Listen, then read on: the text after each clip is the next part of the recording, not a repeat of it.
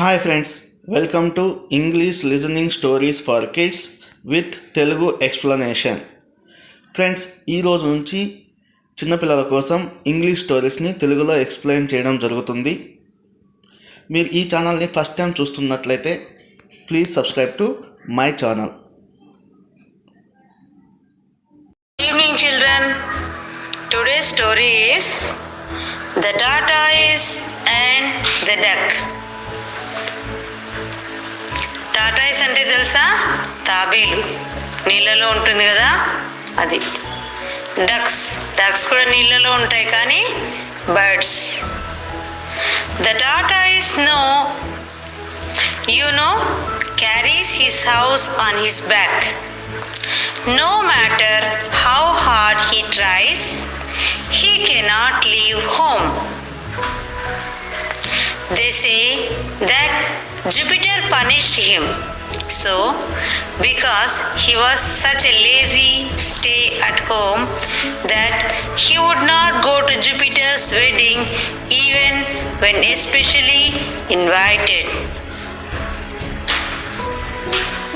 We live in the house. మనం ఇంట్లో కదా ఉంటాము, కానీ టాటాయిస్కి ఏంటి, ఇంటిని మోసుకుంటూ తిరుగుతుందంట.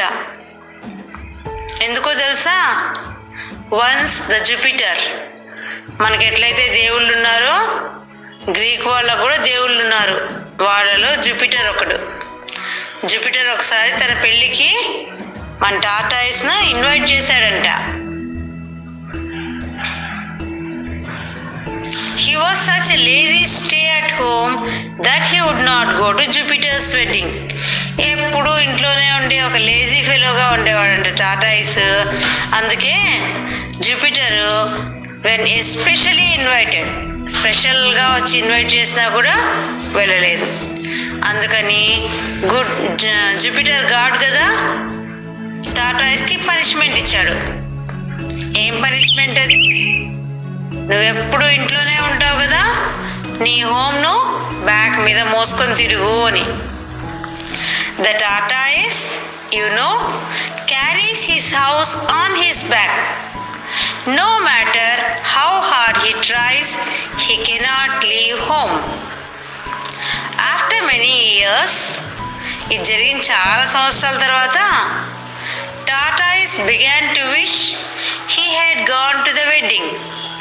చాలా సంవత్సరాలు ఇంటిని మోసుకొని వీపు మీద తిరిగిన తర్వాత ఏమనిపించింది? అయ్యో, నేను పెళ్ళికి వెళ్ళింటే చాలా బాగుండేది కదా, ఈ పనిష్మెంట్ ఉండేది కాదు అనుకున్నాడు.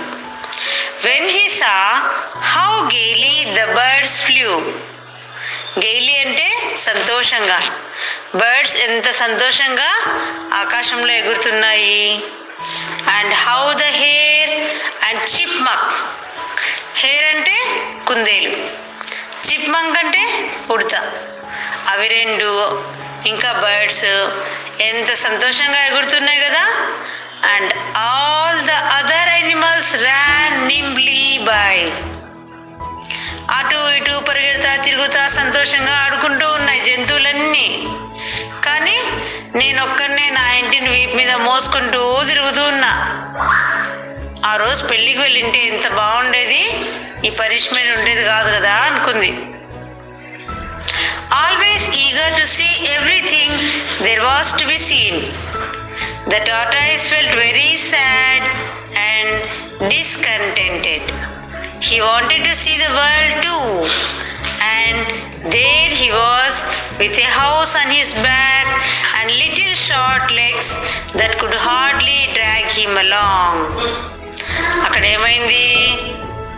చూస్తూ ఉంది. దానికి ఏం ఇంట్రెస్ట్? ఈ ప్రపంచాన్ని అంతా చూడాలని చాలా కోరిక. కానీ ఏం చేస్తుంది? బరువు కదా, అంత బరువును మోసుకోలేక, కాళ్ళతో ఈడ్చుకొని వెళ్ళలేక నిదానంగా దాన్ని లాక్కొని పోతుంది తన బాడీనే.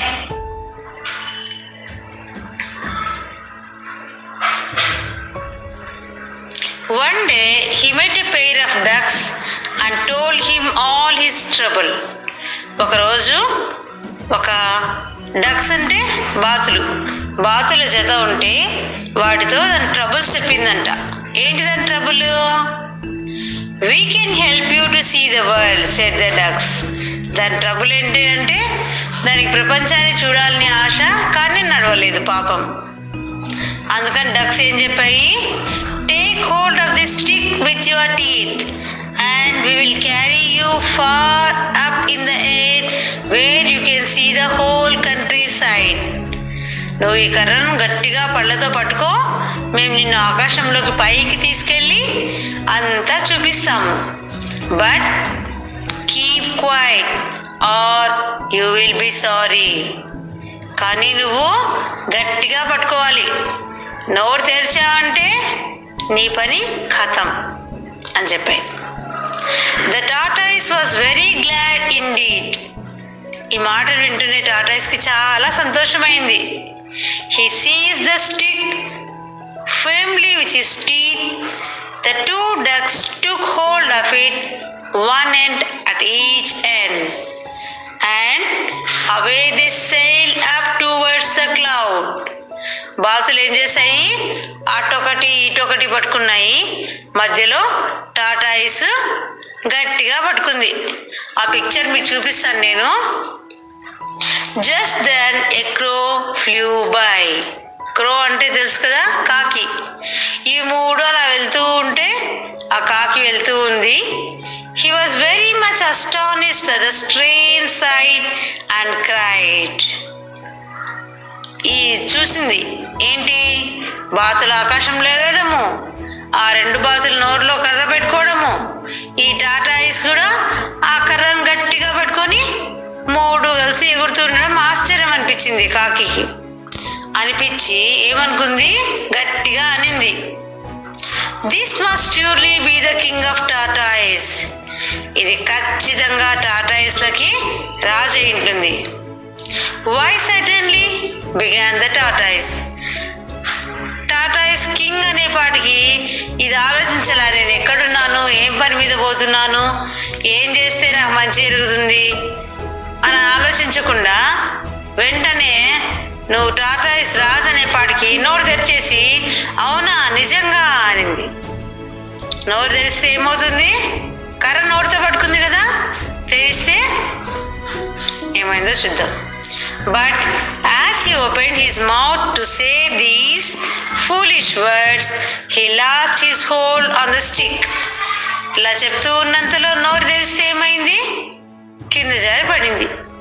And down he fell to the ground where he was dashed to pieces on a rock. వెళ్ళి సరాసరి ఒక రాయి మీద పడింది. పడినప్పుడు ఏమైంది, దాని డిప్ప ఉంది కదా, దాని హౌస్ దాని బ్యాక్ మీద పిక్చర్ అయిపోయింది. దీంట్లో ఒక మారుంది తెలుసా ఏంటి, foolish curiosity and vanity often lead to misfortune. Foolish curiosity అంటే మనం ఏదైతే అవసరమో దాని గురించే మనం తెలుసుకోవాలని ఇంట్రెస్ట్ చూపించాలి.